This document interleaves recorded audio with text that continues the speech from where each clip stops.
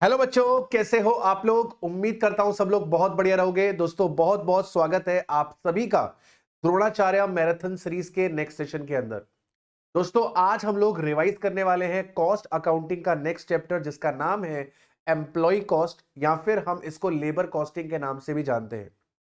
Cost accounting के अंदर हम लोग मटेरियल कॉस्टिंग वाला कॉन्सेप्ट चैप्टर अच्छे तरीके से रिवाइज कर चुके हैं, जिसका वीडियो आपको इसी चैनल पर मिल जाएगा। अगर आपने उस टॉपिक को मिस आउट कर दिया है तो उसे भी जरूर से कवर अप कर लीजिएगा।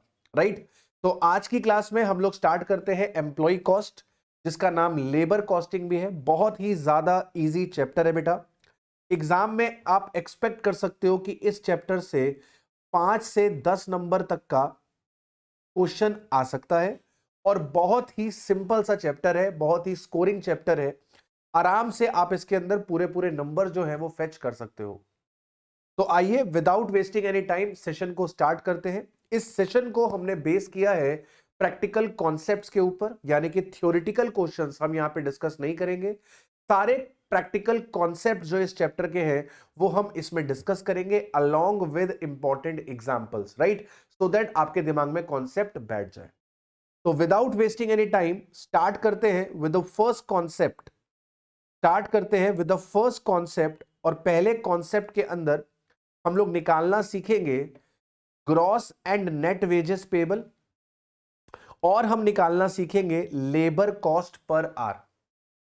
Gross and net wages payable का मतलब क्या है कि सर वर्कर को अर्निंग्स कितनी हो रही है, वर्कर्स के पास इन हैंड पैसा कितना आ रहा है। In hand wages received by worker, in hand wages received by worker. Worker को इन हैंड कितने वेजेस रिसीव हो रहे हैं, इसको हम लोग बोलेंगे बेटा, इसको हम लोग बोलेंगे बेटा ग्रॉस और नेट वेजेस पेबल। और calculation of labour cost per hour के अंदर हम लोग देख रहे होंगे कि sir effective labour cost to employer कितनी पड़ रही है।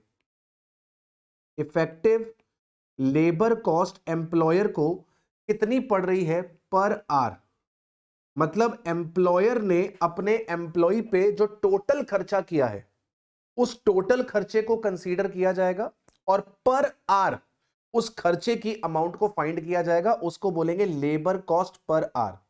तो यहां पे एम्प्लॉयर का टोटल खर्चा, यहां पर एम्प्लॉयर का टोटल खर्चा जो उसने किया है ऑन एम्प्लॉय, चाहे वो खर्चा कैश में हो चाहे वो खर्चा काइंड में हो, उन दोनों को कंसीडर करा जाएगा। और यहां पे क्योंकि इन हैंड वेजेस की बात चल रही है तो यहां पर केवल कैश वाले वेजेस की बात होगी, यहां पर काइंड वाली चीजों को अपन कंसीडर नहीं करेंगे। तो जब हम ग्रॉस और नेट वेजेस पेबल निकाल रहे होंगे तो यहां पर काइंड वाले खर्चों को जो एम्प्लॉयर एम्प्लॉय के लिए करता है, यानी कि जो परक्यूजिट्स है, उसे हम कंसीडर नहीं करेंगे। लेकिन जब हम लेबर कॉस्ट पर आर निकाल रहे होंगे तो वहां पर हम एम्प्लॉयर का टोटल एक्सपेंडिचर जो उसने एम्प्लॉय पे किया है, चाहे वो कैश पे हो चाहे वो काइंड पे हो, हम उन दोनों को कंसीडर कर रहे होंगे। बहुत ही आसान सा तरीका है इनको कैलकुलेट करने का। आइए देखते हैं कैसे कैलकुलेट होंगे। सबसे पहले हम एम्प्लॉय के बेसिक वेज को पकड़ेंगे, और जो डियरनेस अलाउंस उसको एम्प्लॉयर दे रहा है वो इसमें ऐड कर देंगे। हमारे पास निकल कर आ जाएगा बेसिक प्लस डीए। हमेशा एक बात याद रखना कि अगर आपको क्वेश्चन में डीए दिया हुआ है तो DA is a part of basic पे ओनली। ये आपका पार्ट होता है बेसिक पे का ही। मतलब अगर मान लो क्वेश्चन में ओवर टाइम है, आपके पास क्वेश्चन में बोनस है, तो इन सब की कैलकुलेशन में डीए जो है वो इंक्लूड किया जाता है। DA is a part of basic पे इटसेल्फ। डीए कभी भी बेसिक से अलग नहीं माना जाता है, राइट। तो सबसे पहले आप बेसिक वेज उठाओगे, बेसिक वेज में आप डीए ऐड करोगे, आपके पास आ जाएगा basic plus DA. Basic plus DA में आपको अगर कोई बोनस मिल रही है, आपको अगर कोई कमीशन मिल रही है, आपको अगर कोई फीस मिल रही है, तो आप उसे ऐड कर दोगे। आपका एम्प्लॉयर आपको कोई अलाउंसेस दे रहा है अदर देन डियरनेस अलाउंस। आपका एम्प्लॉयर हो सकता है आपको हाउस रेंट अलाउंस दे रहा हो सकता है वो आपको ट्रांसपोर्ट अलाउंस दे रहा हो सकता है वो आपको मेडिकल अलाउंस दे रहा हो, वो आप इसमें ऐड कर दोगे। आपका एम्प्लॉयर आपको कोई अदर कैश पेमेंट कर सकता है, जैसे वो ओवर टाइम का प्रीमियम आपको दे रहा हो, वो ओवर टाइम का प्रीमियम आपको दे रहा हो, वो आपको लीव इनकैशमेंट का पेमेंट कर रहा हो। इसे आप क्या करोगे, इसे आप ऐड कर दोगे। तो बेसिक प्लस डीए में आपने ऐड कर देना है बोनस कमीशन फीस, ऐड कर देना है अदर अलाउंसेस, ऐड कर देना है इसमें अदर कैश पेमेंट्स। आपके पास राजा बेटा निकल कर आ जाएगा ग्रॉस वेजेस पेबल। आपके पास निकल आएगा ग्रॉस वेजेस पेबल। अब ग्रॉस वेजेस पेबल में से आप डिडक्शंस को माइनस करेंगे। डिडक्शंस किस बात की? एम्प्लॉय का प्रोविडेंट फंड में कंट्रीब्यूशन, एम्प्लॉय का ईएसआई में कंट्रीब्यूशन, एम्प्लॉय का पेंशन फंड में कंट्रीब्यूशन इफ एनी, वैसे तो करता नहीं है लेकिन मान लो अगर दिया है, या फिर किसी अदर फंड में, किसी अदर फंड में कंट्रीब्यूशन, तो वो अपन उठाकर यहां पर माइनस कर देंगे। एम्प्लॉय का जो टीडीएस कटेगा, प्रोफेशनल टैक्स कटेगा, वो माइनस कर देंगे। एम्प्लॉय ने अगर एम्प्लॉयर से लोन लिया हुआ है और लोन का पैसा एडजस्ट हो रहा है, तो वो भी उठाकर हम माइनस कर देंगे। हमारे पास निकल कर आ जाएगा नेट वेजेस पेबल। हमारे पास निकल कर आ जाएगा net wages payable. Net wages payable वो अमाउंट है जो एम्प्लॉय घर लेके जाता है, ये इन हैंड वेजेस है। नेट वेजेस वो अमाउंट है जो एम्प्लॉय घर लेकर जाता है। तो शुरू से शुरू करते हैं। सबसे पहले इसमें आपका बेसिक आ जाएगा, बेसिक में डीए को ऐड कर देंगे, बेसिक प्लस डीए आ जाएगा। बेसिक प्लस डीए के अंदर बोनस कमीशन फीस को ऐड कर देंगे, अदर अलाउंसेस को ऐड कर देंगे, अदर कैश पेमेंट्स को ऐड कर देंगे। ध्यान रहे यहां पर परक्विजिट्स ऐड नहीं होते, काइंड वाली चीजें यहां पर कंसीडर नहीं करी जाती, ठीक है। इसके बाद सर आपके पास ग्रॉस वेजेस पेबल आ जाएगा। इतना ऐड करने के बाद ग्रॉस वेजेस पेबल में से आप डिडक्शंस ले लेंगे। डिडक्शंस किस बात की? एम्प्लॉय के कंट्रीब्यूशन टू पीएफ और ईएसआई की, टीडीएस की, प्रोफेशनल टैक्स की, लोन के एडजस्टमेंट की, या फिर कोई अदर डिडक्शन की। इसके बाद जो रिजल्ट आएगा वो है नेट वेजेस पेबल। ये वो अमाउंट है जो एम्प्लॉय घर लेकर जाता है। अब अगर हम लेबर कॉस्ट पर आर की बात करें, तो मैंने जैसे कि आपको बताया, लेबर कॉस्ट पर आर के अंदर अपन क्या करते हैं, एम्प्लॉयर ने एम्प्लॉय पे जो टोटल खर्चा किया है, वो कैश वाला खर्चा हो, वो काइंड वाला खर्चा हो, हम दोनों खर्चों को कंसीडर कर लेते हैं और उसको डिवाइड कर देते हैं टोटल प्रोडक्टिव आर से। उसको डिवाइड कर देते हैं टोटल प्रोडक्टिव आर से। हमारे पास क्या निकल आती है? Labour cost per are.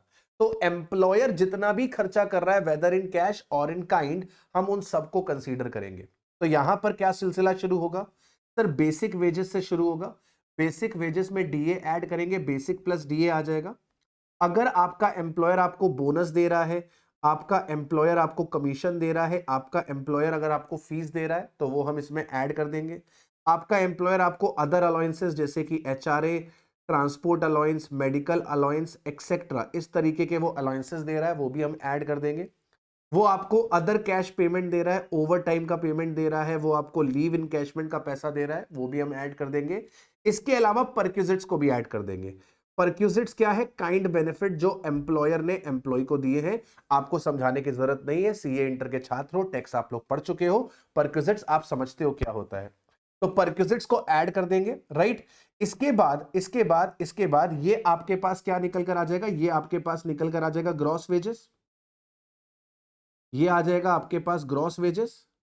इसमें आप क्या कर दोगे? इसमें आप ऐड कर दोगे एम्प्लॉयर का कंट्रीब्यूशन टू पीएफ और ईएसआई और एनी अदर फंड। एम्प्लॉयर का contribution to PF, to ESI और टू एनी अदर फंड। आपके पास टोटल लेबर कॉस्ट आ जाएगी। टोटल लेबर कॉस्ट को आप प्रोडक्टिव लेबर आर से डिवाइड कर दोगे। प्रोडक्टिव लेबर आर कैसे निकलेंगे? आपके जो भी वर्किंग आवर्स हैं उसमें से जो भी एलिजिबल हॉलीडे के आवर्स हैं वो माइनस कर देंगे। इसको बोलते हैं लीव विद पे, इसको बोलते हैं लीव विद पे। तो जो लीव विद पे के आपके जो आवर्स है वो माइनस कर दिए जाएंगे। इसके अलावा जो नॉर्मल आइडल टाइम है वो माइनस कर दिया जाएगा। आपके पास प्रोडक्टिव लेबर आर आ जाएंगे। जो भी आपके पास नॉर्मल वर्किंग आवर्स है उसमें से लीव विद पे वाले आवर्स माइनस कर दिए जाएंगे। उसमें से नॉर्मल आइडल टाइम माइनस कर दिया जाएगा, आपके पास प्रोडक्टिव लेबर आर निकल कर आ जाएंगे। जैसे मान लीजिए फैक्ट्री 300 दिन काम करती है, फैक्ट्री 300 दिन काम करती है 8 आवर्स ईच, तो ये आपके पास 2400 आवर्स नॉर्मल वर्किंग आवर्स है। ठीक है बेटा, अब इसमें से वर्कर को अलाउड है कि वो 10 दिन की छुट्टी ले सकता है और उसके पैसे नहीं कटेंगे।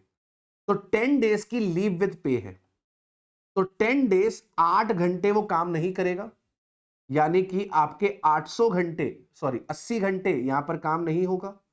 इसके अलावा ये हो गया लीव, इसके अलावा normal idle time, lunch time वगैरह में जो टाइम जाता है, टी कॉफी के लिए जो ब्रेक देते हैं उसमें टाइम जाता है, तो नॉर्मल आइडल टाइम मान लेते हैं कि 100 घंटे का है। दैट मींस 2400 आवर्स में से 180 आवर्स काम नहीं होगा, कोई प्रोडक्टिविटी नहीं निकलेगी, यानी वर्कर ऑन एन एवरेज 2400 में से 180 चला गया तो वो 2220 आवर्स ही काम करता है। तो यहां पे जो लेबर कॉस्ट है उसे 2400 घंटे के हिसाब से नहीं निकालेंगे, उसे 2220 घंटे के हिसाब से निकालेंगे।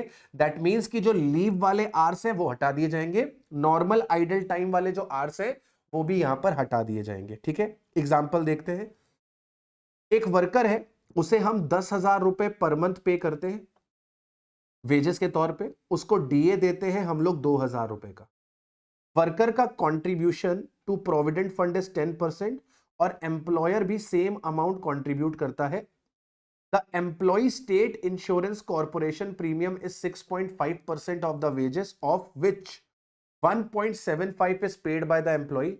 It is the firm's practice to pay 2 months wages as a bonus each year. हम 2 महीने के वेजेस को एज अ बोनस देते हैं हर साल। ठीक है भाई, इसके बाद क्वेश्चन क्या कह रहा है, the number of working days in the year is 300 of 8 hours each. Out of these the worker is allowed to 15 days leave on full pay. Worker is allowed 15 days leave on full pay. Calculate the wage rate per hour for the costing purpose. हमें wage rate per hour निकालना है for the costing purpose. तो wage rate per hour का मतलब क्या हो गया, हमें लेबर कॉस्ट पर आवर निकालनी है। इसी क्वेश्चन से हम दो कैलकुलेशन करेंगे, हम वेज रेट पर आवर भी निकालेंगे और हम नेट वेजेस पेबल भी निकालेंगे। हम इसी क्वेश्चन से दो काम करेंगे बेटा, हम इसी क्वेश्चन से दो काम करेंगे। हम इस क्वेश्चन से वेज रेट पर आवर भी निकालेंगे और इस क्वेश्चन से हम लोग नेट वेजेस पेबल भी निकालेंगे। तो शुरू करते हैं राजा बेटा। सबसे पहले मैं बात कर लूं कि भाई बेसिक कितना मिल रहा है। सबसे पहले मैं बात कर लूं कि बेसिक कितना मिल रहा है। तो सर आपको जो बेसिक यहां पर मिल रहा है वो 10,000 रुपए महीने का मिल रहा है। आपको जो बेसिक यहां पे मिल रहा है वो 10,000 रुपए महीने का मिल रहा है। तो 10,000 इंटू 12 हो गया आपके पास 1,20,000। 1,20,000 रुपए का बेसिक है आपके पास। कंपनी आपको 2,000 रुपए का डीए दे रही है, तो 2,000 इंटू 12 कंपनी ने आपको 24,000 रुपए का डीए दे दिया। टोटल हो गया सर जी 1,44,000। इसको बोल देंगे बेसिक प्लस डीए। तो बेसिक प्लस डीए मिला के हो गया 144। ठीक है, अब कंपनी की पॉलिसी है वो 2 महीने के वेजेस आपको बोनस देती है। अब ये 2 महीने के वेजेस, वेजेस का मतलब क्या, केवल बेसिक की बेसिक प्लस डीए। तो मैंने अभी आपको बताया था कि डीए जो है वो बेसिक का पार्ट होता है। बोनस हो, ओवर टाइम हो, आइडल टाइम हो, हर चीज में डीए कंसीडर किया जाता है। यानी कि यहां पे जो वेजेस लिखे हैं उन वेजेस का मतलब बेसिक भी है और उनका मतलब डीए भी है, राइट। तो सर यहां पर आपके पास जो बोनस आएगा वो बेसिक और डीए दोनों का मिलाकर आएगा। तो 2 महीने का बेसिक प्लस डीए आपको बोनस के तौर पे दे दिया जाता है, यानी कि 24,000 रुपीज। सब मिला के आपके पास 1,78,000 रुपीज का क्या निकल कर आ गया, ग्रॉस वेजेस। इस क्वेश्चन में आपके पास कोई भी अदर अलाउंसेस या अदर कैश पेमेंट्स नहीं थी, यही ग्रॉस वेजेस हो गए। अब इसमें से अगर आप माइनस कर देंगे एम्प्लॉय का कंट्रीब्यूशन पीएफ में और एम्प्लॉय का कंट्रीब्यूशन ईएसआई में, तो वो डिडक्शंस का काम करेंगी। क्वेश्चन क्या बोल रहा है, एम्प्लॉय जो है वो कंट्रीब्यूट करता है प्रोविडेंट फंड में 10%, 10% किसका? 10% किसका? बेसिक का कि बेसिक प्लस डीए का? सर क्वेश्चन अगर साइलेंट है तो 10% बेसिक प्लस डीए का होगा। दैट मींस 10% ऑफ 144, यानी कि 14,400 रुपीज एम्प्लॉय ने कंट्रीब्यूट कर दी। ईएसआई के लिए क्वेश्चन क्या बोल रहा है कि ईएसआई में प्रीमियम जाता है 6.5% ऑफ वेजेस, जिसमें से 1.75 एम्प्लॉय देता है। टोटल 6.5 जाता है, जिसमें से 1.75 एम्प्लॉय देता है। तो 1.75% ऑफ 1,44,000, 1,44,000 का 1.75%, 144 का 1.75% होता है 2520। तो आपके ग्रॉस वेजेस 178 में से माइनस हो जाएगा 14,400, माइनस हो जाएगा 2520, रिजल्ट आ जाएगा 1,61,080। रिजल्ट आ जाएगा 1,61,080। This is net wages payable, this is net wages payable. अब अगर मैं आपसे कहूं कि इसी क्वेश्चन में हम लोग को निकालना है वेज रेट पर आवर, इसी क्वेश्चन में हम लोग को निकालना है वेज रेट पर आवर, तो यहां तक की कैलकुलेशन सेम रहेगी, यहां तक की कैलकुलेशन सेम रहेगी, इसमें कोई भी फर्क नहीं आएगा। ठीक है भाई, ये कैलकुलेशन में कोई भी फर्क नहीं आएगा। बस अब क्या होगा, इसी में हम लोग ऐड कर देंगे, इसी में हम लोग ऐड कर देंगे एम्प्लॉयर का कंट्रीब्यूशन टू, एम्प्लॉयर का contribution to PF. Employer PF में कितना कंट्रीब्यूट कर रहा है? सेम जितना एम्प्लॉय कंट्रीब्यूट कर रहा है, 10% ऑफ 1,44,000, 14,400। एम्प्लॉयर ईएसआई में कितना कंट्रीब्यूट कर रहा है? एम्प्लॉयर एम्प्लॉय मिल के 6.5 कर रहे हैं, और 6.5 में 1.75 एम्प्लॉय कर रहा है, यानी कि 4.75 एम्प्लॉयर करेगा। 1.75% एम्प्लॉय करता है, यानी कि 4.75% एम्प्लॉयर करेगा। 4.75% 14,400 का, सॉरी 1,44,000 का, 1,44,000 का 4.75%, 6840, 6840। तो ये आपके पास टोटल लेबर कॉस्ट आ जाएगी, ये आपके पास टोटल लेबर कॉस्ट आ जाएगी सर जी, 1,78,000 प्लस 14,400 प्लस 6840, 1,99,240, 1,99,240। मैंने कहीं मिस्टेक कर दिया क्या? टोटलिंग में मिस्टेक कर दिया क्या? हाँ जी सर, टोटलिंग में मिस्टेक कर दिया। ये 178 नहीं आ रहा था भाई, 168 आ रहा था। ठीक है, मैंने टोटलिंग में छोटा सा मिस्टेक कर दिया है, ये 168 आ रहा है। 168 में 14,400 प्लस 2520, ये 168 में माइनस 14,400 माइनस 2520, ये 151,080 आ रहा है, ये 151,080 आ रहा है, और यहाँ पे 189,240, 189,240। अब हमें वेज रेट पर आवर निकालना है, अब हमें वेज रेट पर आवर निकालना है। तो वेज रेट पर आवर कैसे निकलेगा? जो आपकी लेबर कॉस्ट आ रही है 189,240, इसे इफेक्टिव लेबर आर से डिवाइड करना पड़ेगा। इफेक्टिव लेबर आर कैसे निकलेंगे? सर 300 दिन है, 300 दिन में 15 दिन वर्कर को लीव अलाउड है। इस क्वेश्चन में नॉर्मल आइडल टाइम नहीं दिया हुआ है, तो 300 दिन है, 300 दिन है, 300 दिन में से 15 दिन वर्कर को लीव अलाउड है विद पे। इसका मतलब उसको छुट्टी मिलती है लेकिन पैसा नहीं कटता है, मतलब इन 15 दिन वो कोई काम नहीं करता है। अल्टीमेटली वर्कर 285 डेज काम करता है, हर दिन 8 घंटा। 285 इंटू 8, ये आ गया 2280 घंटे। मतलब ये कॉस्ट 2280 घंटे में चली जाएगी। 189,240 डिवाइड बाय 2280, यहां पर आपके पास 83 rupees per our, 83 rupees per our आपके पास क्या निकल कर आ रही है? 83 रुपीज पर आवर आपके पास क्या निकल कर आ रही है बेटा? 83 रुपीज पर आवर आपके पास निकल कर आ रही है veg rate per our, veg rate per our 83 rupees per our. ठीक है मालिक, क्लियर हो गया? कैसे निकलेंगे ग्रॉस वेजेस और कैसे निकलेंगे आपका वेज रेट।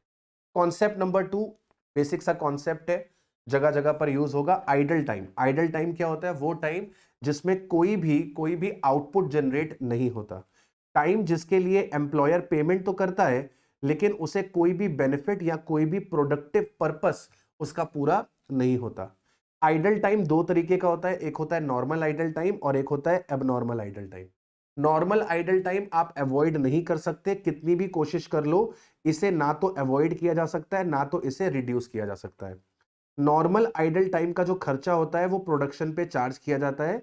तो इस केस में क्या होगा? इस केस में क्या होगा कि हम हमारा जो इफेक्टिव वर्किंग आवर है उसमें से नॉर्मल आइडल टाइम को हटा देते हैं और जो कॉस्ट है वो इंक्लूड रहने देते हैं। जैसे यहां पर मैंने आपको बताया कि 15 दिन की पेमेंट तो जाएगी, 15 दिन की पेमेंट तो जाएगी लेकिन कोई काम नहीं होगा, तो ये नॉर्मल आइडल टाइम है।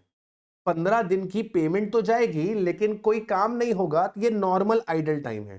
तो मैंने वेजेस में से इसको नहीं घटाया लेकिन आर्स में से घटा दिया। मतलब जो गुड आर्स है, प्रोडक्टिव आर्स है, वो नॉर्मल आइडल टाइम का लॉस बियर कर लेते हैं। अल्टीमेटली प्रोडक्शन के ऊपर नॉर्मल आइडल टाइम को चार्ज कर दिया जाता है। रीजन क्या होता है नॉर्मल आइडल टाइम का? तो रीजन वही है भाई, लंच ब्रेक। ठीक है, आपका जो लंच ब्रेक होता है वो आपके लिए क्या होता है? वो आपके लिए नॉर्मल आइडल टाइम होता है। आप टी ब्रेक देते हो, वो नॉर्मल आइडल टाइम होता है। मशीन को सेटअप करने में जो टाइम जाता है वो नॉर्मल आइडल टाइम होता है। एक जॉब से दूसरे जॉब के बीच में जो इंटरवल होता है वो नॉर्मल आइडल टाइम होता है। फैक्ट्री गेट से प्लेस ऑफ वर्क तक आने में जो टाइम लगता है वो आपका नॉर्मल आइडल टाइम होता है। नॉर्मल आइडल टाइम क्या करता है? आपका जो लेबर रेट है वो इंक्रीज कर देता है। नॉर्मल आइडल टाइम आपका लेबर रेट जो है वो इंक्रीज कर देता है और इनडायरेक्ट वर्कर का जो नॉर्मल आइडल टाइम होता है वो ओवरहेड में कंसीडर कर लिया जाता है। सिंपल सी बात है। एबनॉर्मल आइडल टाइम वो है जिसको आप अवॉइड कर सकते थे, जिससे आप रिड्यूस कर सकते थे। आपकी इनएफिशिएंसीज की वजह से एबनॉर्मल आइडल टाइम होता है। एबनॉर्मल कॉजेस की वजह से जो हो रहा है इसे हम लेकर जाते हैं कॉस्टिंग पीएल में। इसका रीजन क्या हो सकता है? पावर फेलियर हो गया, मशीन का ब्रेकडाउन हो गया, राइट? आपके पास अवेलेबिलिटी नहीं थी रॉ मटेरियल की, वर्कर्स ने स्ट्राइक कर दी, नेचुरल कैलामिटीज हो गई, लॉकडाउन लग गया। ये सारे चीजें एबनॉर्मल आइडल टाइम का पार्ट होते हैं और एबनॉर्मल आइडल टाइम का जो भी नुकसान होता है, एबनॉर्मल आइडल टाइम का जो भी नुकसान होता है वो कहां पर जाता है? कॉस्टिंग पीएल में जाता है। इसके बाद कॉन्सेप्ट नंबर 3 निकल कर आता है। कॉन्सेप्ट नंबर 3 बात करता है ओवर टाइम की। ओवर टाइम क्या होता है सर? जब वर्कर नॉर्मल वर्किंग आवर्स के बियॉन्ड काम करता है तो उसको ओवर टाइम बोलते हैं। तो जब आप नॉर्मल वर्किंग आवर्स के काम बियॉन्ड काम करते हैं, जब आप वर्कर नॉर्मल वर्किंग आवर्स के बियॉन्ड काम करता है तो बोलते हैं कि वर्कर ने क्या किया? ओवर टाइम किया। ओवर टाइम की एक खासियत होती है कि ओवर टाइम की जो पेमेंट होती है वो नॉर्मल पेमेंट से ज्यादा होती है।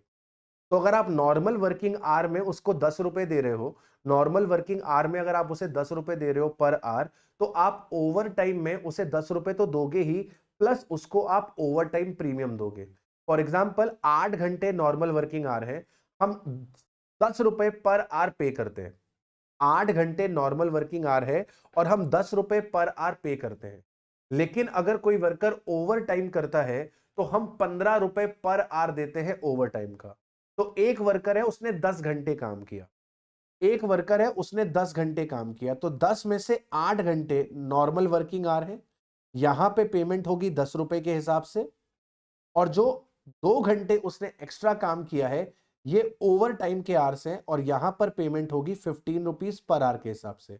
अब अगर आप इस 15 रुपीज का बाइफरकेशन देखो तो इस 15 रुपीज में 10 रुपए तो आपके नॉर्मल वेज है, 10 रुपए तो आपके नॉर्मल वेज है और 5 रुपए जो है यहां पे उसे हम बोलते हैं ओवर टाइम प्रीमियम।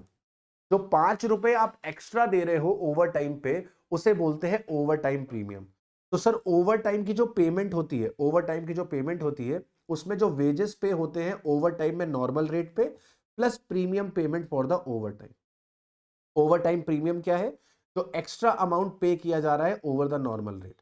हमारे केस में हम ओवर टाइम में 15 रुपए दे रहे हैं, 5 रुपए हम एक्स्ट्रा दे रहे हैं। ये जो 5 रुपए हम एक्स्ट्रा दे रहे हैं इसको हम लोग क्या बोलते हैं? इसको हम लोग बोलते हैं ओवर टाइम प्रीमियम। अब सर अगर ओवर टाइम हो रहा है, अगर ओवर टाइम हो रहा है तो उस ओवर टाइम का क्या ट्रीटमेंट होता है? अगर ओवर टाइम हो रहा है तो उस ओवर टाइम का क्या ट्रीटमेंट होता है। तो हमें यह समझना पड़ता है कि ओवर टाइम का रीजन क्या है। हमें यह समझना पड़ता है ओवर टाइम का रीजन क्या है।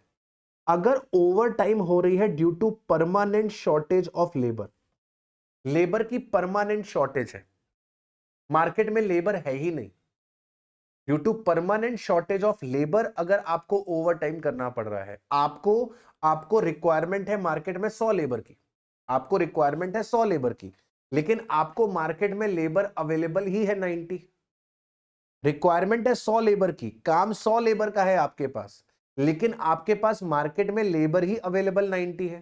तो अब इस केस में क्या होगा, 10 लेबर की शॉर्टेज चल रही है, तो जो 90 वर्कर्स हैं उनको कंपनसेट करना पड़ेगा एक्स्ट्रा काम करके।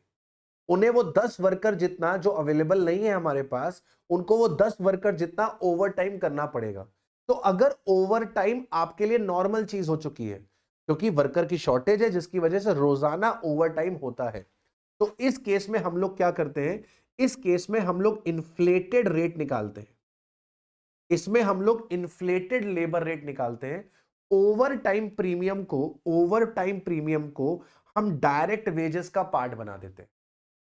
हम ओवर टाइम प्रीमियम को, ओवर टाइम प्रीमियम को नॉर्मल वेजेस का पार्ट बना देते हैं। तो इन्फ्लेटेड रेट में क्या होता है, इन्फ्लेटेड रेट में क्या होता है, इन्फ्लेटेड रेट में अपन, इन्फ्लेटेड रेट में या फिर आप कहो रिवाइज्ड लेबर रेट में, यहां अपन क्या करेंगे, यहां पे अपन टोटल वेजेस ले लेंगे, यहां पे टोटल वेजेस ले लेंगे इंक्लूडिंग ओटीपी, टोटल वेजेस ले लेंगे इंक्लूडिंग ओवर टाइम प्रीमियम, और डिवाइड कर देंगे आवर्स वर्क से, डिवाइड कर देंगे आवर्स वर्क से। तो हमने जब ओवर टाइम प्रीमियम को वेजेस का पार्ट बना दिया, जब हमने ओवर टाइम प्रीमियम को वेजेस का पार्ट बना दिया, तो यहां पे लेबर रेट क्या कर जाएगा, इन्फ्लेट कर जाएगा। तो वो रिवाइज्ड लेबर रेट का इस्तेमाल करते हैं, ठीक है। अगर आपके पास ओवर टाइम इसलिए हो रहा है ताकि आप प्रोडक्शन की रिक्वायरमेंट को पूरा कर सको, to meet the requirement of production.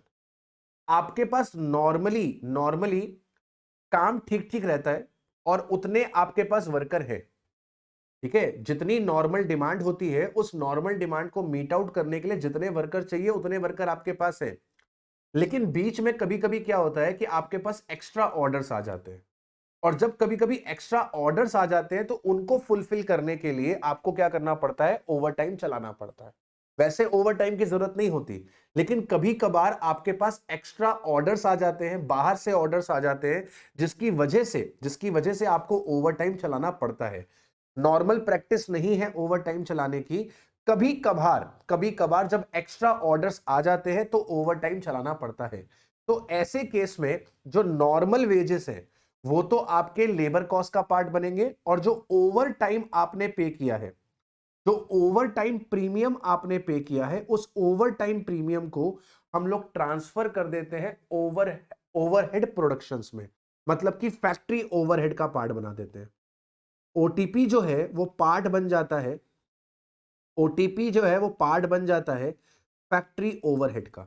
तो आपने जो ओवर टाइम प्रीमियम पे करा है प्रोडक्शन की रिक्वायरमेंट को पूरा करने के लिए, प्रोडक्शन की रिक्वायरमेंट को पूरा करने के लिए अगर आपने ओवर टाइम चलाया है, तो जो ओवर टाइम प्रीमियम है जो आप एक्स्ट्रा पेमेंट कर रहे हो, नॉर्मल वेजेस के ऊपर आप जो पेमेंट कर रहे हो, नॉर्मल वेजेस के ऊपर आप जो पेमेंट कर रहे हो, उस पेमेंट को अपन कहां ले जाएंगे, उस पेमेंट को अपन कहां ले जाएंगे, उस पेमेंट को अपन फैक्ट्री ओवरहेड में ले जाएंगे।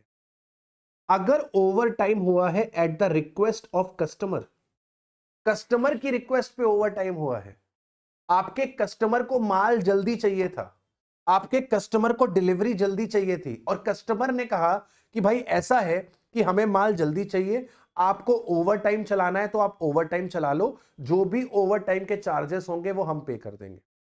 तो अगर आपने कस्टमर के कहने पे ओवर टाइम चलाया है, तो उस केस में आप ये ओवर टाइम का प्रीमियम रिकवर करोगे अपने कस्टमर से, उस केस में आप ये ओवर टाइम का प्रीमियम रिकवर करोगे अपने कस्टमर से।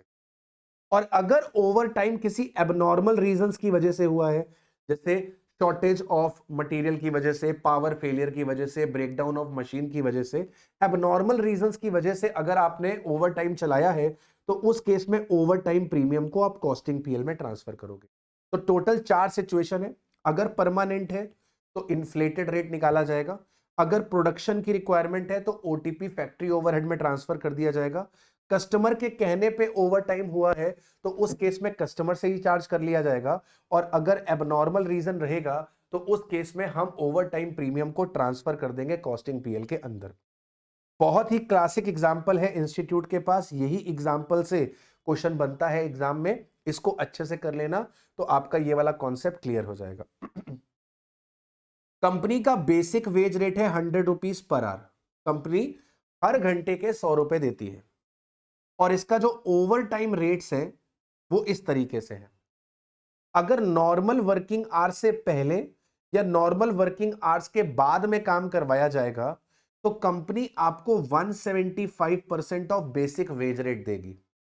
175% ऑफ बेसिक वेज रेट का मतलब क्या हुआ कि कंपनी आपको 175 रुपीज पर आवर पे करेगी।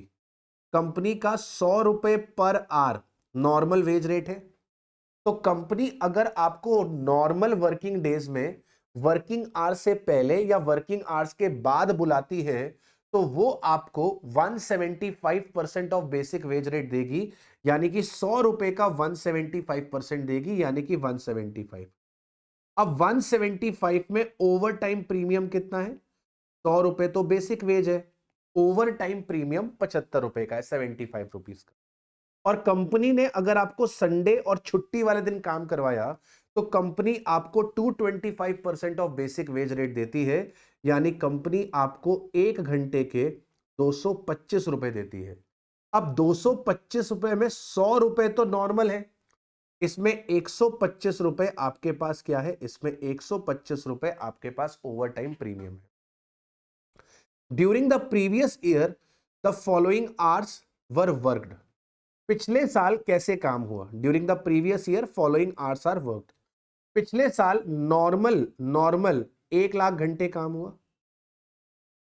Over time before and after the working hours 20,000 hours काम हुआ, और overtime on Sunday and holiday 5,000 घंटे काम हुआ। मतलब पिछले साल टोटल 1,25,000 घंटे काम हुआ। पिछले साल टोटल 1,25,000 घंटे काम हुआ, जिसमें से 20,000 घंटे नॉर्मल वर्किंग डेज में बिफोर और आफ्टर वर्किंग आवर्स थे, और 5,000 घंटे संडे और छुट्टी वाले दिन काम हुआ। The following hours have been worked on job Z. Job Z पे क्या काम हुआ? जॉब जेड पे 1,000 घंटे काम हुआ नॉर्मल, 100 घंटे बिफोर और after the normal working hour, 25 घंटे ओवर टाइम हुआ संडे और छुट्टी वाले दिन। आपको बताना है कितना लेबर कॉस्ट अपन चार्ज करेंगे जॉब जेड पे और कितना ओवरहेड मानेंगे इन द फॉलोइंग सर्कमस्टेंसेस। कितना लेबर कॉस्ट चार्ज करेंगे जेड पे, मतलब कितनी डायरेक्ट वेजेस का पार्ट बनेगी, डायरेक्ट वेजेस का पार्ट कितना बनेगा, और ओवरहेड्स में कितना जाएगा अगर ओवर टाइम रेगुलरली चलता है throughout the year as a policy due to the labour shortage. अगर सर आपका ओवर टाइम रेगुलरली चलता है तो क्या होगा? अगर आपका इररेगुलरली चलता है प्रोडक्शन रिक्वायरमेंट को मीट करने के लिए या फिर at the request of customer, वही चीजें जो अभी आपने पढ़ी। तो सर अगर मैं कहता हूं कि यहां पर ओवर टाइम चल रहा है मित्रों, मैं कहता हूं कि यहां पर अगर ओवर टाइम चल रहा है मित्रों at the request of over time चल रहा है एट द रिक्वेस्ट ऑफ, चलो शुरू करते हैं। ए पार्ट सर अगर आपका ओवर टाइम चल रहा है रेगुलरली, अगर आपका ओवर टाइम चल रहा है रेगुलरली, अगर ओवर टाइम चल रहा है रेगुलरली तो हमें क्या करना पड़ेगा? हमें रिवाइज्ड लेबर रेट निकालना। रिवाइज्ड लेबर रेट कैसे निकलेगा? रिवाइज लेबर रेट निकलेगा टोटल जो वेजेस आपने पे करे हैं इंक्लूडिंग ओटीपी। टोटल जो वेजेस आपने पे करे हैं इंक्लूडिंग ओटीपी, और इसको डिवाइड कर देंगे टोटल वर्किंग आवर्स से, इसको डिवाइड कर देंगे टोटल वर्किंग आवर्स से। ठीक है बेटा, तो आपने पिछले साल 1 लाख घंटे, पिछले साल आपने 1 लाख घंटे काम किया है नॉर्मल, 100 रुपए पर आवर के हिसाब से। आपने 20,000 घंटे काम किया है बिफोर और आफ्टर द वर्किंग आवर, और बिफोर और आफ्टर द वर्किंग आवर में 175 का रेट था। और आपने 5,000 घंटे काम किया है सैटरडे एंड संडेज को, सैटरडे एंड संडे में 225 रुपए का रेट था। टोटल आपने काम किया है 1,25,000 आवर्स, टोटल आपने काम किया है 1,25,000 आवर। अब इसको सॉल्व कर लेंगे बेटा जी, 1 lakh into 100, 20,000 into 175, 5,000 into 225, 1,46,25,000 divide by 1,25,000। आपके पास रेट आ रहा है 117 पर आवर, आपके पास रेट आ रहा है 117 पर आवर। अब हम लेबर कॉस्ट कितनी चार्ज करेंगे जॉब जेड पे, लेबर कॉस्ट कितनी चार्ज करेंगे टू जॉब जेड। तो जॉब जेड में जितनी भी देर काम हुआ है सब पे 117 रुपए लगा देंगे। जॉब जेड पे, जॉब जेड पे क्या हुआ था, 1,000 घंटे नॉर्मल, 100 घंटे, 100 घंटे बिफोर और आफ्टर द वर्किंग आवर्स, और 25 आवर्स हमने काम किया था सैटरडे संडे। सबके ऊपर एक ही रेट लग जाएगा 117 रुपीज पर आवर का, मतलब 1125 इंटू 117। आपकी लेबर कॉस्ट में जाएगा 1,31,625, और यहां पर आपके पास ओवरहेड में कुछ भी नहीं जाएगा, यहां पर ओवरहेड में कुछ भी नहीं जाएगा, नील बटे सन्नाटा। अगर आपने ओवर टाइम किया है at the request of customer, अगर आपने ओवर टाइम किया है at the request of customer, customer के कहने पर आपने काम किया है, अगर आपने कस्टमर के कहने पर काम किया है तो उस केस में क्या होगा, उस केस में मैंने आपको बताया था कि जो ओवर टाइम प्रीमियम होता है वो कहां पर जाता है, ओवर टाइम प्रीमियम जो है वो जाता है आपका ओवरहेड्स में। तो लेबर कॉस्ट में कितना आएगा, लेबर कॉस्ट में कितना आएगा, आपने 1,000 घंटे एक काम किया था, 100 घंटे एक काम किया था, 25 घंटे एक काम किया था, इन सब पे 100 रुपए पर आवर चार्ज कर दिया जाएगा। 100 रुपए पर आवर आपका नॉर्मल बेसिक वेज रेट है। तो 1125 इंटू 100, 1,12,500 आपकी लेबर कॉस्ट हो जाएगी। और आपका ओवरहेड में क्या जाएगा, ओवरहेड में जाएगा over time premium. Over time premium कितना, 100 घंटे आपने बिफोर और आफ्टर द वर्किंग आवर काम किया था, और उसमें 75 रुपीज पर आवर का ओटीपी था, और 25 घंटे आपने संडे और हॉलीडे वाले दिन काम किया था, उसमें 125 रुपीज पर आवर आपका ओटीपी था, यानी कि 7,500 और 25 इंटू 125 आपका 10,625 आपका ओवर टाइम प्रीमियम बन जाएगा आपका ओवरहेड।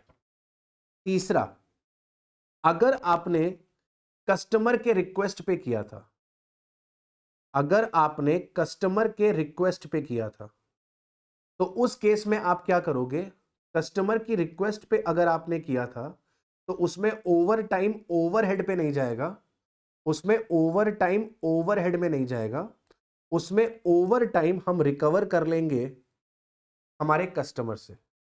तो इस केस में लेबर कॉस्ट उतनी ही आएगी, और ओवर टाइम का पैसा आप अपने कस्टमर से चार्ज कर लोगे 10,625। तो आप अपने वर्कर से चार्ज कर लोगे 123,125, आप अपने कस्टमर से चार्ज कर लोगे 123,125, उससे वेजेस के नाम से चार्ज कर लोगे 1,12,500, और उससे ओवर टाइम के नाम से चार्ज कर लोगे 10,625। आप अपने कस्टमर से ये पूरा पैसा रिकवर कर लोगे। लेकिन अगर आपका रिक्वेस्ट ऑफ कस्टमर पे नहीं था, वो रिक्वेस्ट ऑफ कस्टमर पे नहीं था, ओवर टाइम है to meet the requirement of production, overtime है to meet the requirement of production, अगर आप प्रोडक्शन की रिक्वायरमेंट को मीट आउट करने के लिए कर रहे हो तो ओवर टाइम प्रीमियम कहां जाएगा, ओवरहेड्स में जाएगा। और अगर कस्टमर की रिक्वेस्ट पे कर रहे हो तो ओवर टाइम का पैसा कस्टमर से ही रिकवर कर लिया जाता है। आई होप ये आपको क्लियर हो गया है मित्रों, आई होप ये आपको क्लियर हो गया है। अब इसमें हमारे पास अगला कॉन्सेप्ट जो है वो निकल कर आता है, अगला कॉन्सेप्ट जो निकल कर आता है system of ways payment and incentive. Wages कैसे पे करे जाते हैं, तो सिंपल है। एक है straight time rate system. Straight time rate system क्या कहता है, जितने घंटे काम किया उतने घंटे की पेमेंट मिले। आपने कम काम किया, ज्यादा काम किया, कम आउटपुट निकाला, ज्यादा आउटपुट निकाला, फर्क नहीं पड़ता। आपने जितने घंटे काम किया उतने घंटे की आपको पेमेंट मिलेगी। तो यहां पे जितना भी आपने काम किया, time work into rate of the time. अब वो टाइम आवर्स के बेसिस पे हो सकता है, डे के बेसिस पे हो सकता है, वीक के बेसिस पे हो सकता है, जैसे भी। यूजुअली आर बेसिस पे रहता है। तो जितने घंटे काम किया उतने घंटे की पेमेंट मिलती है। ट्रेड पीस रेट सिस्टम क्या कहता है कि सर आपने कितने घंटे काम किया उससे फर्क नहीं पड़ता, आपने कितना आउटपुट जनरेट किया उससे फर्क पड़ता है। तो जितना आपने आउटपुट जनरेट किया होगा उसके हिसाब से आपको पेमेंट मिलेगी। यहां पे आपका एम्प्लॉयर आपकी जो पेमेंट है वो पर आउटपुट फिक्स करता है, यानी कि आपका जो वेजेस निकलता है वो निकलता है कितना यूनिट्स आपने प्रोड्यूस किया मल्टीप्लाइड बाय हर यूनिट के कितने वेजेस है। कितना यूनिट आपने प्रोड्यूस किया मल्टीप्लाइड बाय हर यूनिट के कितने वेजेस है। इसके बाद हमारे पास आते हैं प्रीमियम बोनस मेथड। वैसे तो बहुत सारे हैं लेकिन हमारे सिलेबस में केवल दो ही कवर हैं, एक है हालसे और एक है रोवन। हालसे क्या कहता है कि सर जितने घंटे काम किया उतने घंटे की तो पेमेंट मिलेगी, जितने घंटे काम किया उतने घंटे की तो पेमेंट मिलेगी, प्लस वर्कर ने जितना टाइम सेव किया उसके 50% की भी पेमेंट मिलेगी। हालसे कहता है वर्कर ने जितने घंटे काम किया उसको उतने घंटे की पेमेंट तो मिलेगी ही, प्लस जितना उसने टाइम सेव किया उसके 50% की भी उसको पेमेंट मिलेगी। फॉर एग्जाम्पल अगर उसने 10 घंटे का काम 6 घंटे में करके दिया तो उसने 4 घंटे बचाए, तो 4 घंटे का 50% यानी कि 2 घंटे का हम उसको बोनस देंगे। ये यहां पे टाइम सेव्ड का 50%, टाइम सेव्ड का 50% उसको बोनस मिल रहा है। बोनस कह लो, इंसेंटिव कह लो, जो तुम्हें ठीक लगे। रोवन जो है वो हालसे का ही भाई है। ये भी कहता है कि वर्कर ने जितने घंटे काम किया उतने घंटे की तो पेमेंट मिलेगी ही, और जो इसने टाइम सेव किया हम उसके लिए इसको बोनस देंगे। लेकिन बोनस देने का तरीका बदल गया। रोवन कहते हैं कि हम टाइम सेव्ड का मल्टीप्लाई कराएंगे टाइम टेकन से, उसको डिवाइड कराएंगे टाइम अलाउड से। अब जो निकलेगा उतना हम बोनस उसको पे करेंगे उसके टाइम रेट के हिसाब से। तो हालसे और रोवन में बस फर्क कहां पर आता है, बोनस में। हालसे भाई साहब कहते हैं कि जितना भी टाइम सेव किया है उसका 50% बोनस दे दिया जाए। रोवन कहता है कि टाइम सेव्ड का मल्टीप्लाई कराया जाए टाइम टेकन और टाइम अलाउड के प्रोपोर्शन के साथ। टाइम सेव्ड का मल्टीप्लाई किया जाए टाइम टेकन और टाइम अलाउड के प्रोपोर्शन के साथ, और देन टाइम रेट से मल्टीप्लाई करके बोनस निकाला जाए। तो रोवन का फॉर्मूला बोनस के केस में क्या हो जाएगा, time taken upon time allowed into time saved into आपका आर्ली। फॉर्मूला सिंपल है, आपको आते होंगे। फटाफट से हम एक क्वेश्चन देखते हैं तो क्लैरिटी आ जाएगी। From the following particulars, you are required to work out the earnings of a worker for a week under straight piece rate system, time rate system, Halsey premium scheme and the Rowan premium scheme. Straight के हिसाब से payment निकालनी है, time के हिसाब से payment निकालनी है, हालसे के हिसाब से निकालनी है, रोवन के हिसाब से निकालनी है। वीकली वर्किंग हमारी 48 आवर्स की है। आर्ली वेज रेट हमारा 7.5 का है। तो अगर मैं टाइम रेट की बात करूं तो 48 आर इंटू 7.5, 48 इंटू 7.5, 360 रुपए अर्निंग निकल कर आ जाएगी। सिंपल। पीस रेट है 3 रुपए का। Normal time for time taken पर पीस, एक पीस को बनाने में 20 मिनट लगते हैं। नॉर्मल आउटपुट पर वीक, एक वीक में आउटपुट निकलना चाहिए 144 का। एक्चुअल में हमने 150 पीस बना दिए। तो अगर पीस रेट सिस्टम की बात करें तो हमने 150 पीस बना दिए। हर पीस का 3 रुपए मिलता है, हर पीस का 3 रुपए मिलता है, यानी कि 450 रुपए हमारे पास पीस रेट के हिसाब से पेमेंट निकल कर। अब हमें देखना है हालसे और रोवन में हमारी अर्निंग्स कैसे निकलेगी। उसके लिए हमें यह पता करना पड़ेगा कि टाइम अलाउड कितना था और टाइम सेव्ड कितना हुआ। Time allowed, time allowed to produce 150 units, हमने 150 यूनिट्स बनाई है। तो 150 यूनिट्स को बनाने के लिए कितना टाइम अलाउड था? एक यूनिट को बनाने में 20 मिनट लगते हैं, तो 150 यूनिट्स को बनाने में कितने मिनट लगेंगे? सर 150 यूनिट्स को बनाने में 3000 मिनट लगेंगे। 30,000 मिनट को अगर घंटों में कन्वर्ट करें, 3000 मिनट्स को अगर घंटों में कन्वर्ट करें तो ये 50 घंटे का काम है। 50 घंटे का काम वर्कर ने 48 आवर्स में करके दे दिया है। 50 घंटे का काम वर्कर ने 48 आवर में करके दे दिया है, यानी कि वर्कर ने कितना टाइम सेव कर दिया है? वर्कर ने 2 घंटे कंपनी के बचा दिए हैं। तो अगर हालसे के हिसाब से बात करूं तो हालसे कहता है जितने घंटे काम किया है उतने घंटे की तो पेमेंट दो। 48 आवर्स काम किया है, 48 आवर्स 7.5 के हिसाब से तो पेमेंट दो, plus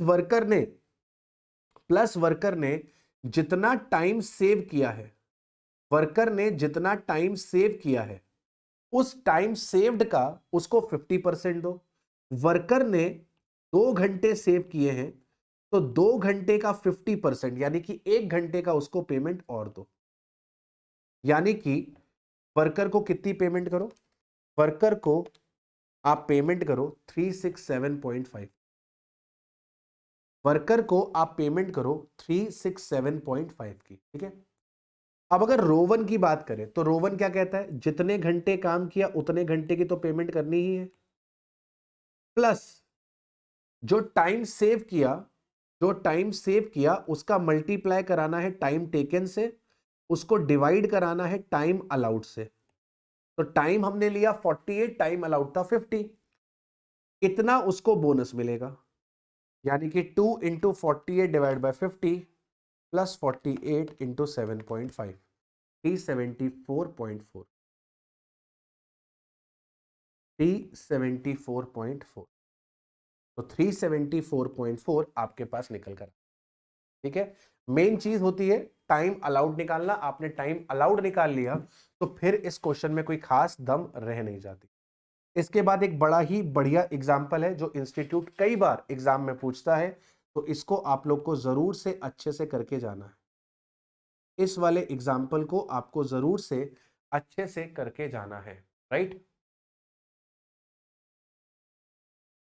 mister A is working by employing 10 skilled workers. Mister A के पास 10 स्किल्ड वर्कर है।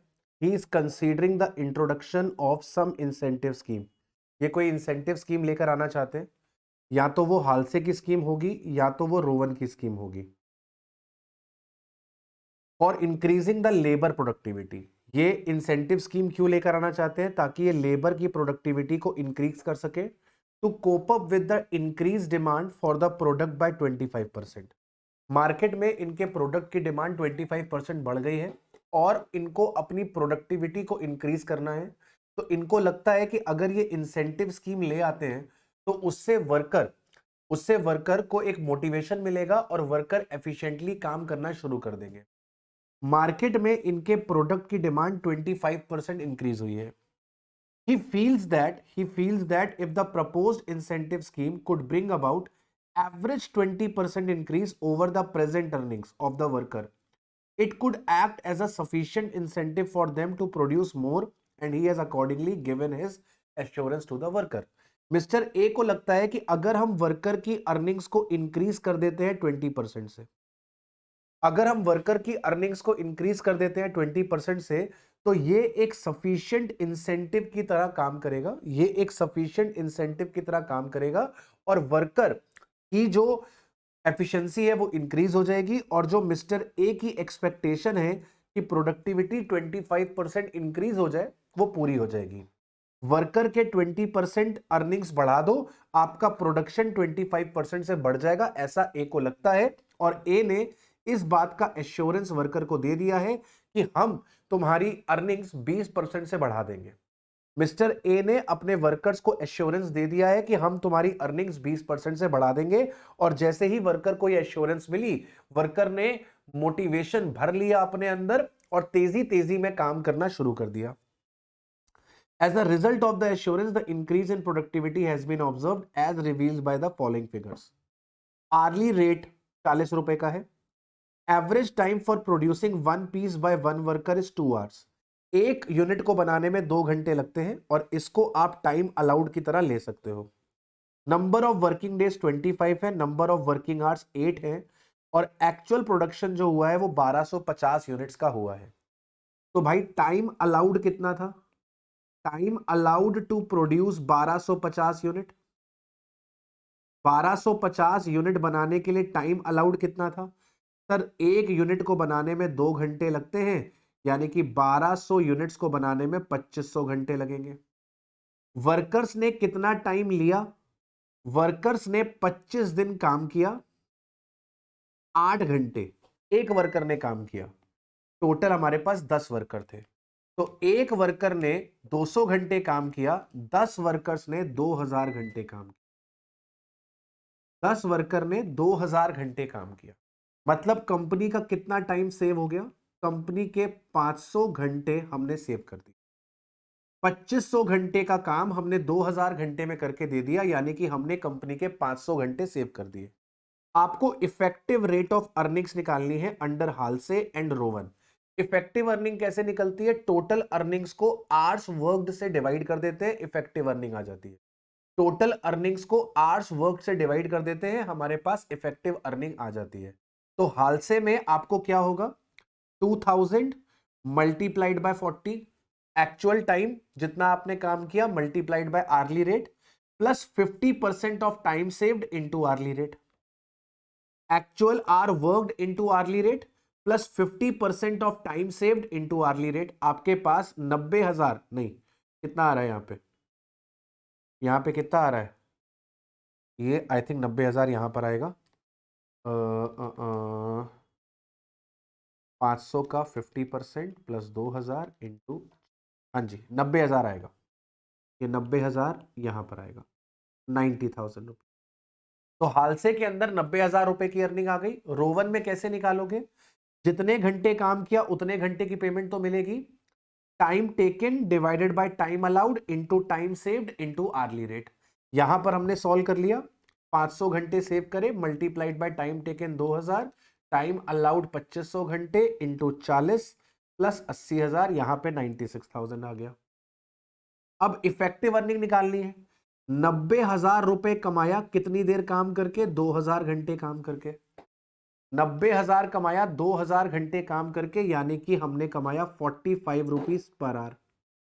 96,000 रुपीज कमाया 2000 घंटे काम करके, यानी कि हमने कमाया 48 rupees per hour. 48 rupees per hour. इस क्वेश्चन का बी पार्ट कैलकुलेट करनी है savings to mister A in terms of direct labour cost per piece under the schemes. इनको पर पीस कितनी कॉस्ट पड़ी? इनका स्टैंडर्ड कहता था कि एक यूनिट को बनाने में 2 घंटे लगते हैं और ये 1 घंटे के 40 रुपए देते थे, यानी कि इनको एक यूनिट बनाने के 80 रुपए खर्च करने पड़ते थे पहले। हालसे के अंदर क्या हुआ? हालसे के अंदर इन्होंने 90,000 रुपीज वर्कर को दिए और वर्कर ने 2500 यूनिट्स बनाकर दे दी। हालसे के अंदर इन्होंने 90,000 दिए और वर्कर ने 2500 यूनिट्स बनाकर दे दी, यानी कि यहां पे कुछ गड़बड़ हो गई क्या? 40 रुपए प्रति घंटा लगता है, 2 घंटे लगते हैं एक यूनिट को बनाने में, यानी कि एक यूनिट पड़ती है हमको 80 की। हाँ 2500 यूनिट्स नहीं बनी थी, 1250 यूनिट्स बनी। 1250 यूनिट्स बनी, 1250 यूनिट। आपने 90,000 रुपीज वर्कर को दिए, वर्कर ने 1250 यूनिट्स बनाकर दे दी, यानी कि आपको एक यूनिट पड़ गई 72 रुपीज की, यानी कि हालसे में 8 रुपए पर यूनिट की सेविंग आ गई। रोवन में आपके 96,000 रुपीज खर्च हुए, रोवन में 96,000 रुपीज खर्च हुए और 1250 यूनिट्स आपकी तैयार हुई। रोवन में 96,000 रुपीज खर्च हुए और 1250 यूनिट्स आपकी तैयार हुई। तो रोवन में आपके पास एक यूनिट का कितना पड़ गया? 96,000 डिवाइड बाय 1250, यहां पे 76.80 रुपीज पड़ गया, यानी कि यहां पर 80 माइनस 76.8, यहां पे आपको 3 रुपए 20 पैसे पर यूनिट की सेविंग्स हो गई। अब अगर मैं मिस्टर ए के पॉइंट ऑफ व्यू से देखूं, कंपनी के मालिक के पॉइंट ऑफ व्यू से देखूं, तो मालिक के पॉइंट ऑफ व्यू से हाल से अच्छा है, क्योंकि हाल से में आर्ली रेट 45 निकल रहा है, हाल से में उसको सेविंग्स भी ज्यादा हो रही है। लेकिन मिस्टर ए हाल से इंप्लीमेंट नहीं करेंगे, मिस्टर ए रोवन इंप्लीमेंट करेंगे। क्यों? क्योंकि मिस्टर ए ने अपने वर्कर्स को गारंटी दिया था कि मैं तुम्हारी अर्निंग 20% से बढ़ाऊंगा। पहले वर्कर 1 घंटे का 40 रुपए कमाता था, हाल से में 45 रुपीस कमा रहा है, 5 रुपए का इंक्रीमेंट हुआ है। तो सर 5 रुपए का इंक्रीमेंट 40 रुपए पे 12.5% होता है। तो यहां पर हाल से लगाने से वर्कर की अर्निंग 12.50% से बढ़ रही है। जबकि रोवन के अंदर पहले वर्कर 40 कमाता था और रोवन में 48 कमा रहा है, तो 8 रुपए की अर्निंग बढ़ी है। 8 रुपए की अर्निंग बढ़ी है 40 रुपए पे, यानी कि यहां पे 20% का इंक्रीज आया है। और मिस्टर ए ने अपने वर्कर्स को वादा किया था कि मैं तुम्हारी अर्निंग्स 20% बढ़ाऊंगा, और इसी वादे के चलते वर्कर ने तेजी तेजी काम किया था। राइट? तो यहां पर हमारा फायदा भले हाल से में ज्यादा है, लेकिन फिर भी हमें रोवन इंप्लीमेंट करना पड़ेगा, क्योंकि हम वर्कर को एश्योरेंस दे चुके हैं। तो 80 रुपए का खर्चा, 72 रुपीज का खर्चा, 76.8 का खर्चा, यहां पे 8 रुपए की सेविंग, यहां पे 3 रुपए 20 पैसे की सेविंग। हाल से जो है वो ज्यादा सेविंग्स लेकर आ रहा है ए के लिए, लेकिन लेकिन लेकिन क्योंकि हमने वादा किया था 20% अर्निंग्स बढ़ाने का, और वो वादा हमारा हाल से में पूरा नहीं हो रहा, वो रोवन में पूरा हो रहा है, इसलिए कंपनी को रोवन प्लान ही क्या करना पड़ेगा, अडॉप्ट करके चलना। ठीक है? इसके बाद अगला क्लासिक एग्जांपल है, ये वाला एग्जांपल भी बहुत बार पूछता है इंस्टीट्यूट। इसमें वो आपको रोवन के अंदर इफेक्टिव अर्निंग दे देता है। इस क्वेश्चन में वो आपको आवर्स वर्कड नहीं देता। इस क्वेश्चन में वो आपको आवर्स वर्कड नहीं देता, वो आपको रोवन की इफेक्टिव अर्निंग दे देता है। रोवन की इफेक्टिव अर्निंग दे देता है और कहता है कि हाल से की इफेक्टिव अर्निंग बताओ। क्वेश्चन में आर वर्कड नहीं गिवन होता, क्वेश्चन में टाइम अलाउड गिवन रहता है, क्वेश्चन में टाइम रेट गिवन रहता है, लेकिन क्वेश्चन में टाइम टेकन गिवन नहीं होता। क्वेश्चन में टाइम टेकन गिवन नहीं होता, तो टाइम टेकन आपको फाइंड करना पड़ेगा। इफेक्टिव आर्ली रेट गिवन रहता है, इफेक्टिव आर्ली रेट गिवन रहता है, आर्ली रेट गिवन रहता है, टाइम अलाउड गिवन रहता है, आपको टाइम टेकन गिवन नहीं रहता। राइट? तो आपसे वो ये पूछता है कि रोवन में इफेक्टिव अर्निंग इतनी है, हाल से में कितनी होगी। तो यहां पर पहले आपको रोवन की इफेक्टिव अर्निंग्स का फॉर्मूला पुट करके टाइम टेकन फाइंड करना पड़ता है। एक बार टाइम टेकन आपके पास आ जाता है, तो वहां से आप क्या करते हो, वहां से आप कैलकुलेट कर लेते हो अपना हाल से के अंदर अर्निंग्स। आइए देखिए, एक स्किल्ड वर्कर है XYZ लिमिटेड में, उसको गारंटीड वेज रेट मिलता है 30 रुपए प्रति घंटा। तो उसका आर्ली रेट आपको पता है। एक यूनिट को बनाने में 4 घंटे लगते हैं, स्टैंडर्ड टाइम मतलब टाइम अलाउड आपको पता है। मिस्टर पी है, इनको वेजेस मिलते हैं रोवन इंसेंटिव में, और इसने इफेक्टिवली कमाया है 37.5। इसकी टोटल अर्निंग्स और इफेक्टिव अर्निंग्स कितनी होंगी अगर इसको हाल से में पुट कर दिया जाए।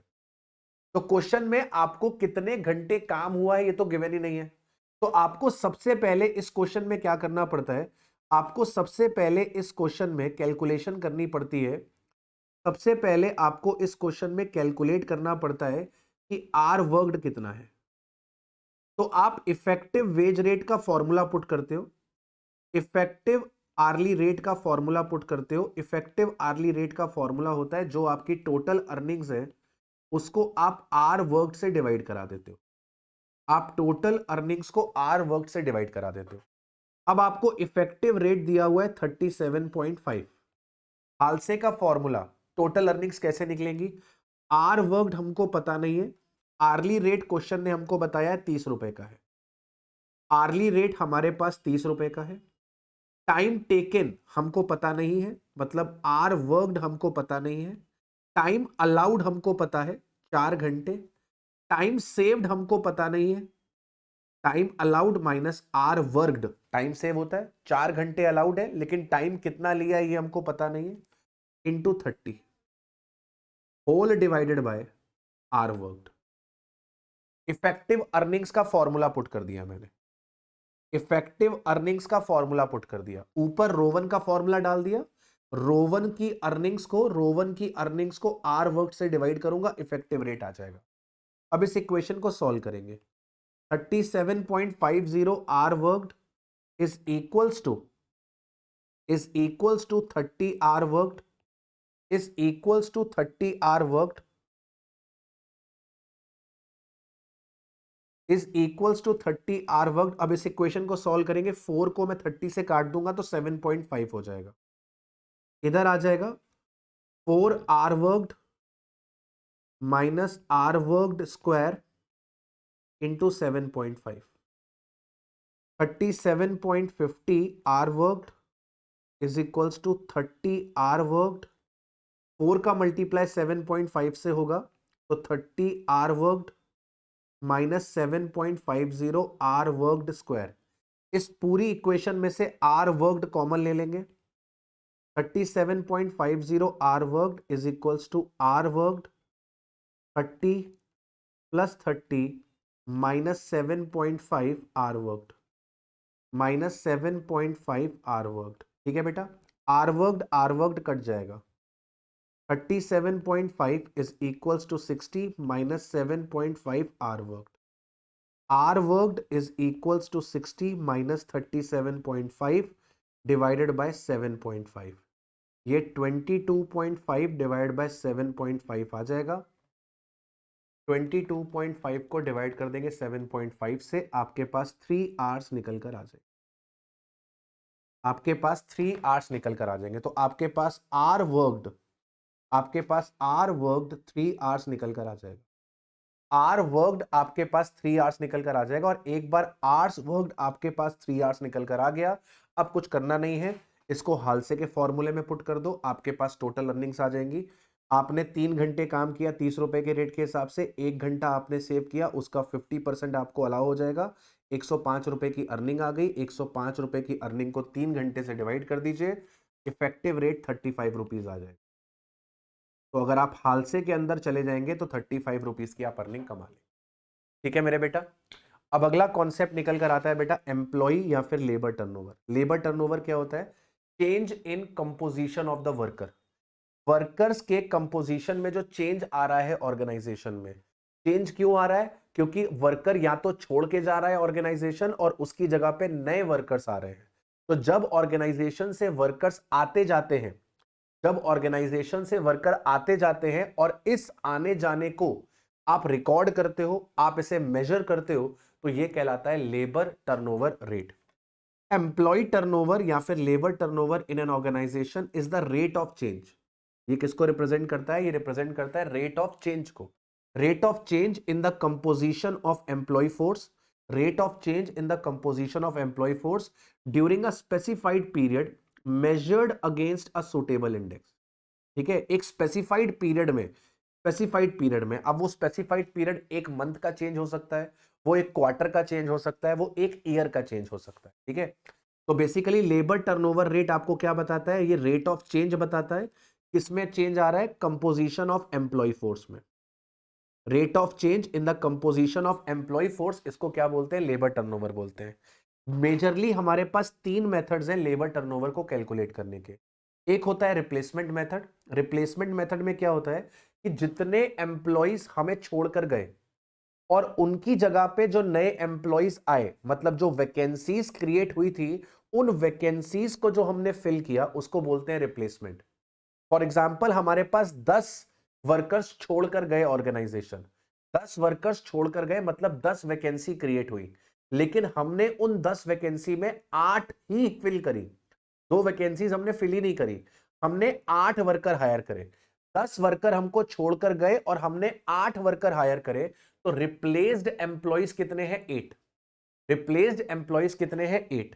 यहां पर वो क्या कहता है? This method takes into consideration actual replacement of the employees irrespective of the number of persons leaving the organisation. ये कितने एम्प्लॉइज रिप्लेस हुए उसको लेता है irrespective of the number of person leaving the organisation. जैसे मैंने आपको बोला कि 10 एम्प्लॉइज छोड़कर गए, लेकिन हमने उनकी जगह पर 8 ही रिप्लेस किया, तो ये जो 8 है, ये मेथड उस 8 को कंसीडर करेगा। यहां पर एम्प्लॉय टर्नओवर कैसे निकलेगा? number of employees replaced, number of employees replaced during the period divided by average number of employees during the period. Number of employees replaced during the period divided by average number of employees during the period. Average number of employees आपको पता है sir, जो आपके पास beginning में थे और जो आपके पास एंड में थे उनका एवरेज कर दोगे तो आपके पास एवरेज नंबर ऑफ एम्प्लॉइज आ जाएगा। समझ में आ गया?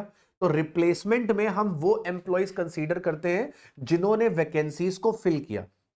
रिप्लेसमेंट में हम उन एम्प्लॉइज को कंसीडर करते हैं जिन्होंने वैकेंसीज को फिल किया।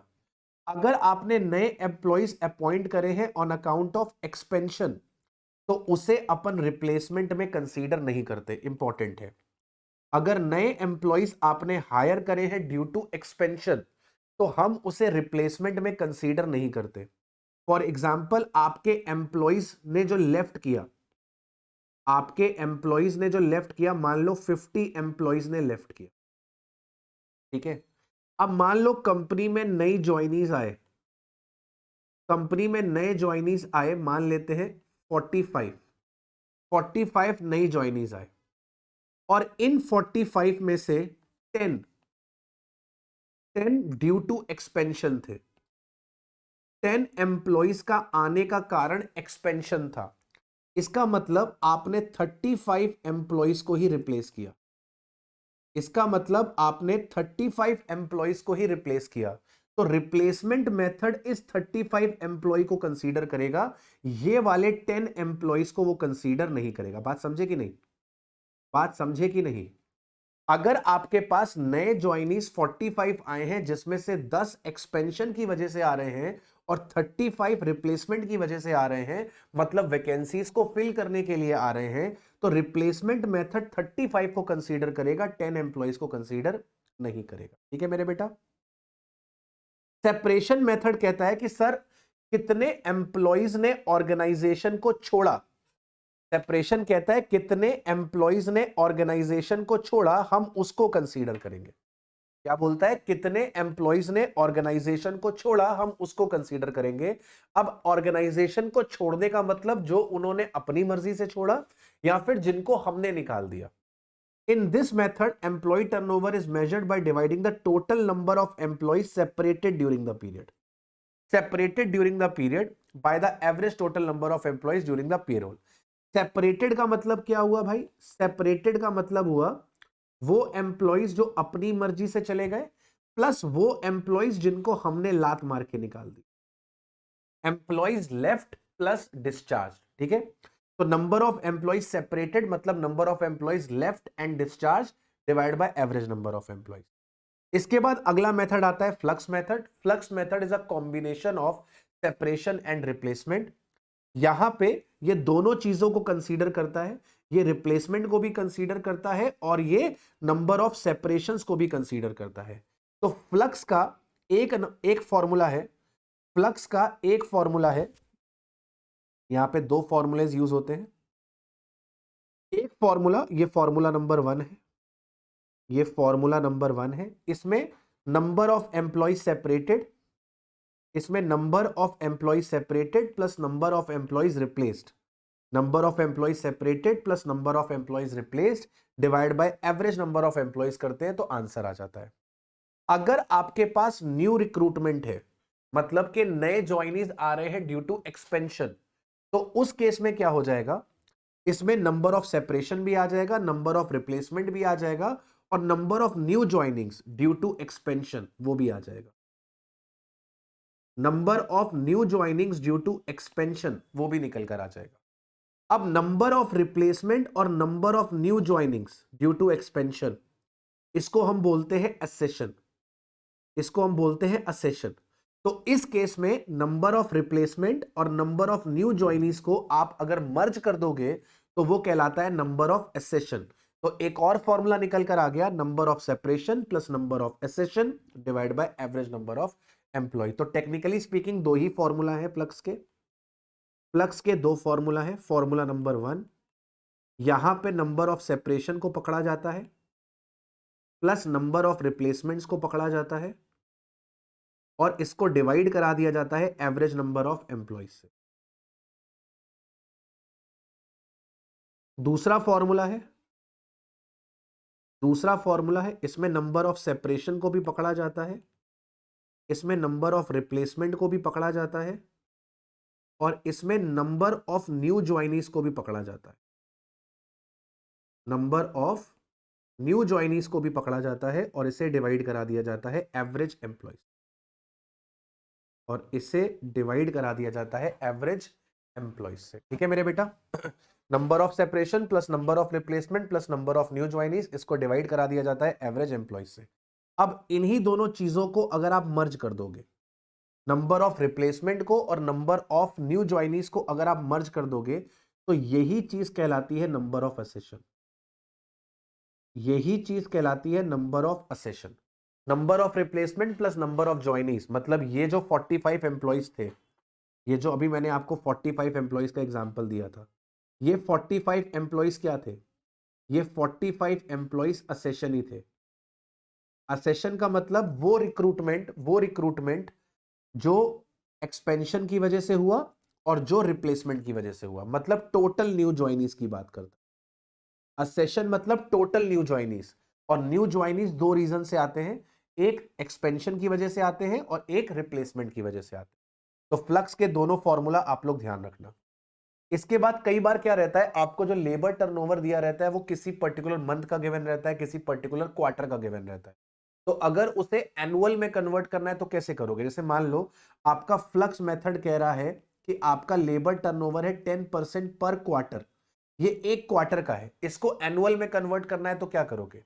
तो सर कुछ नहीं करेंगे, 10% अगर एक क्वार्टर का है तो साल में 4 क्वार्टर होते हैं, 4 से मल्टीप्लाई करा देंगे, यानी कि 40% हो जाएगा।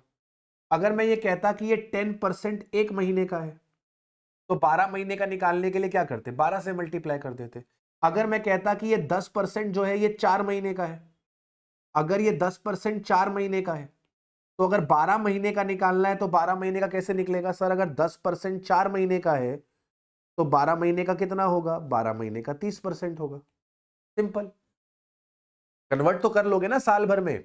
ये अगर 4 महीने का है 10%, तो 12 महीने का कितना होगा? अगर ये एक क्वार्टर का है तो 12 महीने का कितना होगा? अगर ये एक महीने का है तो 12 महीने का कितना होगा? सिंपल है, ये तो आप कर लोगे।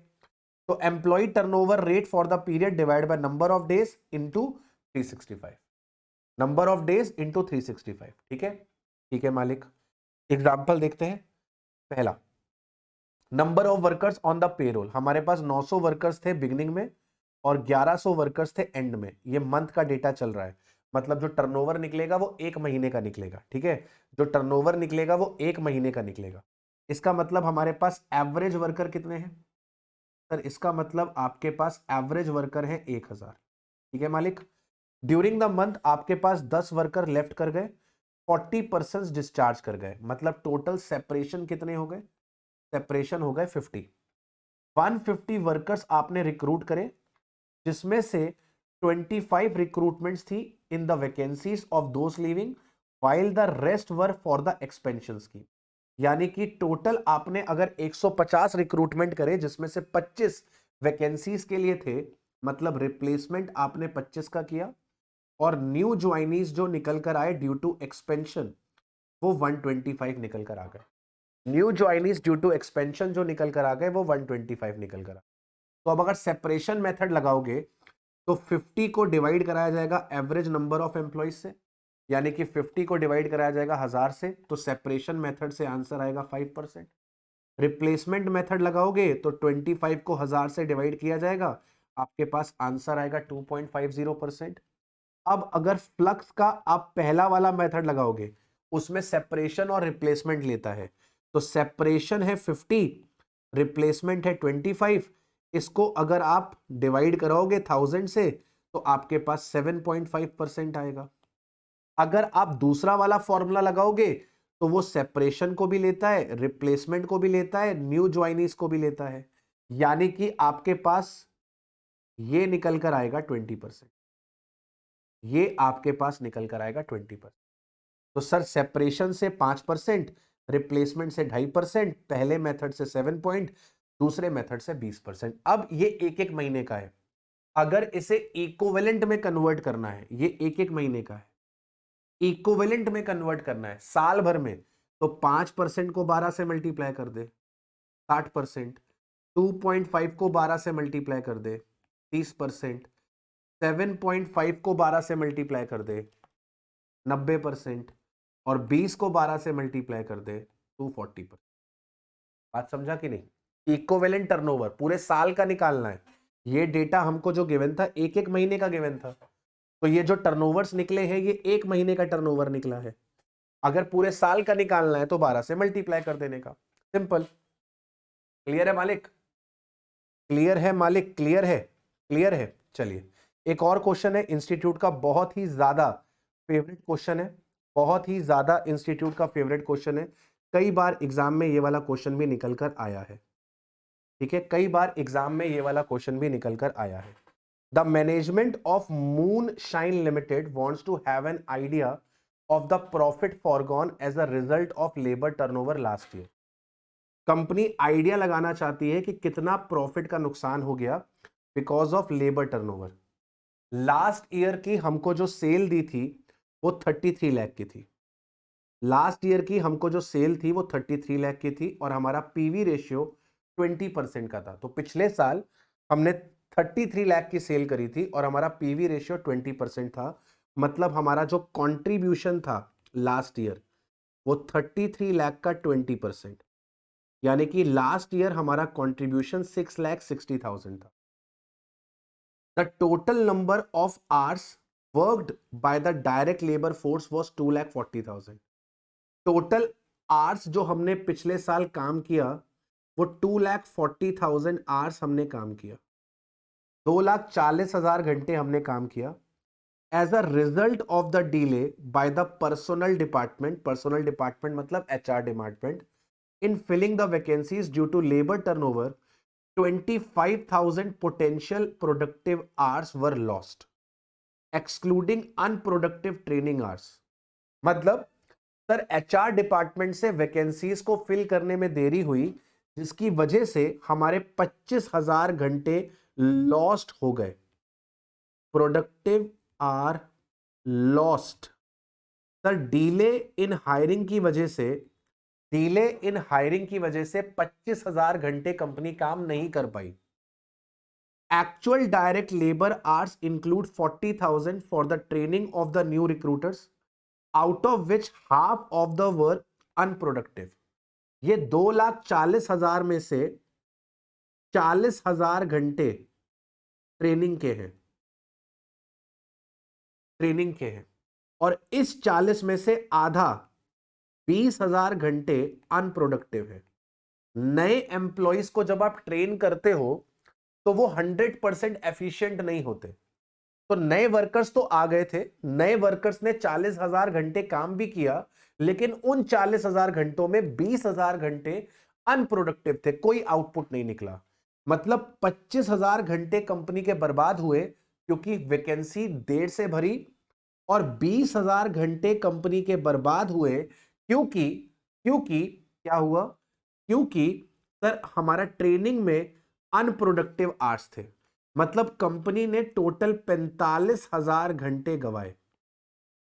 इसका मतलब मैं ये बोल सकता हूं कि कंपनी ने अगर 2,40,000 घंटे काम किया और उसमें से 20,000 अनप्रोडक्टिव थे, तो यानी कि कंपनी के प्रोडक्टिव आवर्स कितने थे? कंपनी के प्रोडक्टिव आवर्स थे 2,20,000 घंटे। कंपनी ने 2,20,000 घंटे काम करके 6,60,000 रुपए का कंट्रीब्यूशन कमाया था। यानी कंपनी ने कंट्रीब्यूशन पर आवर, एक घंटे में कितना कंट्रीब्यूशन कमाया था?